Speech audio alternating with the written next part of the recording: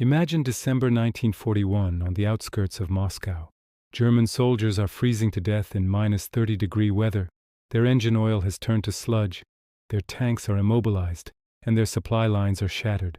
Just 2 years earlier, this same army seemed invincible, crushing all of Western Europe in a matter of weeks. The German war machine was a tactical masterpiece, but its ultimate defeat wasn't sealed in a single battle. It was the result of a catastrophic chain reaction, a series of 5 fatal strategic errors made at the very highest levels of command. Historians still argue over which mistake was the most ruinous, but one thing is certain: these decisions, taken together, handed victory to the Allies at the very moment Germany was arguably closest to winning. So could the war have actually ended in 1940? Or were these failures inevitable, hardwired into the very nature of the regime? Let's begin with the first fatal error, a complete underestimation of Great Britain, leading to failure in the Battle of Britain. After France fell in 1940, Hitler and his high command naively assumed London would simply surrender. When that didn't happen, they were forced to plan Operation Sea Lion, the invasion of Britain. But for that to work, they needed total control of the skies. And here's the mistake. At the most critical moment of the Battle of Britain, the head of the Luftwaffe, Hermann Göring, made a disastrous decision. His pilots had been systematically destroying Royal Air Force airfields, maintenance depots, and crucial radar stations. The RAF was on the verge of collapse. But then, enraged by a few minor British bombing raids on Berlin, Hitler ordered a strategic shift. The new target: mass bombing of civilian areas in London. The Blitz had begun. As historian John Terraine notes, this switch was an irredeemable gift to the RAF. It gave the battered British pilots the breathing room they desperately needed to repair their airfields, regroup their squadrons, and get back in the fight. Winston Churchill famously said of these pilots, "Never in the field of human conflict was so much owed by so many to so few." So could Germany have won the war in the West right there in 1940, if the Luftwaffe had just kept its focus on military targets? If the first mistake was failing to finish the war in the West, the second, and arguably the greatest, was starting a new one in the East. Operation Barbarossa, the invasion of the Soviet Union in June 1941, was an act of strategic self-destruction. Hitler was convinced the USSR would collapse in 4 to 8 weeks, just like France. He completely ignored his commander's warnings about the vast distances, the terrible roads, and the brutal Russian winter. The Germans fatally miscalculated the Soviet Union's industrial and human depth. Historian Richard Overy points out that while German tanks raced towards Moscow, the Soviets performed an incredible feat. They packed up and moved over 1,500 major factories east of the Ural Mountains, where they continued to produce tanks, planes, and guns safe from attack.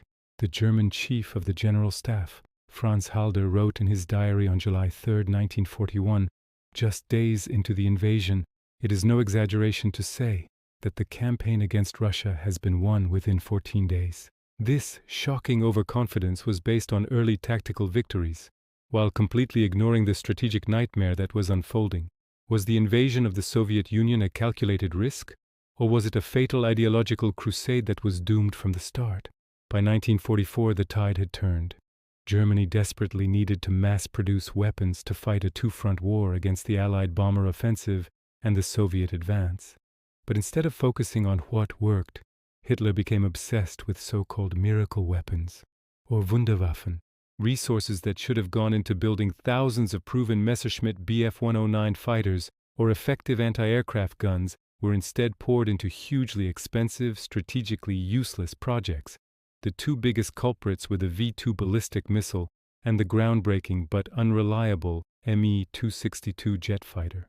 Germany's own armaments minister, Albert Speer, admitted after the war that the V-2 program was a colossal waste.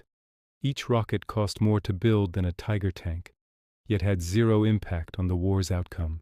These rockets, launched at London and Antwerp, were purely psychological weapons. In a tragic irony, historians estimate that more forced laborers died building them underground than the rockets actually killed in Allied cities. Just imagine, what if Germany had built 20,000 reliable propeller fighters instead of a few hundred expensive jets and V2s? From the very start of the war, Germany was crippled by a critical shortage of fuel, the lifeblood of its mechanized army. This led to a catastrophic decision in the summer of 1942. During the summer offensive, codenamed Operation Blue, Hitler decided to split his forces in the south. Instead of concentrating on one objective, he divided Army Group South. One part was sent to capture the city of Stalingrad, while the other, larger force was ordered to seize the oil fields in the Caucasus. Historian Fritz calls this division of forces logistical madness. The German army simply didn't have the manpower, or more importantly, the fuel, to sustain two massive offensives hundreds of kilometers apart. German tank columns racing toward the Caucasus oil fields often ground to a halt, not because of Soviet resistance, but because they literally ran out of gas. The entire campaign was dictated by the range of a fuel tank. This begs the question: is fuel the single most important resource that determines the outcome of modern warfare? Finally, we come to Hitler's personal command style. After the failure to take Moscow in late 1941, he became obsessed with the idea that any retreat, no matter how small or tactical, was an act of treason. He began issuing his infamous "hold at all costs" directives. This new policy completely overturned centuries of German military doctrine, which valued flexible, elastic defense to preserve manpower. Instead of maneuvering, entire German armies were ordered to dig in and become static fortresses, often in completely hopeless positions. Field Marshal Erich von Manstein's memoirs are filled with his frustration over this. Brilliant generals like Guderian, Manstein, and Rommel tried to organize tactical withdrawals to save their veteran troops, but they were often ignored, threatened, or fired. This hold at all costs policy led directly to the destruction of entire armies, most famously at Stalingrad, but also in Tunisia and the Korsun pocket. The strategy bought a little time and held a little ground, but at the cost of the Wehrmacht's irreplaceable, experienced soldiers. Does a war's outcome always depend on one leader, or should the generals have found a way to overrule those impossible orders? These 5 mistakes all culminated in one of the war's greatest tragedies, Stalingrad. The commander of the trapped German Sixth Army, Friedrich Paulus, faced an impossible moral choice.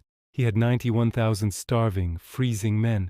His duty as a soldier was to obey Hitler's direct order. Surrender is forbidden. You must stand to the last man. But his duty as a human being was to save the lives of his men. He was torn between dying a supposed hero for Nazi propaganda or defying his Führer to save his soldiers. In the end, Paulus obeyed. He surrendered, but only after his army had been completely annihilated. When Hitler heard the news, he was furious, screaming, could he not shoot himself? Paulus's dilemma raises a timeless question. Where is the line between duty and honor, when duty demands senseless self-destruction? So what if Germany had avoided these blunders? Military analysts like Sir Basil Liddell Hart have argued that the obsession with the Eastern Front was the core failure. What if, instead of invading the Soviet Union, Hitler had focused on the Mediterranean? Capturing Malta, Gibraltar, and the Middle Eastern oil fields could have choked off Britain's empire, starved it of resources, and possibly knocked it out of the war.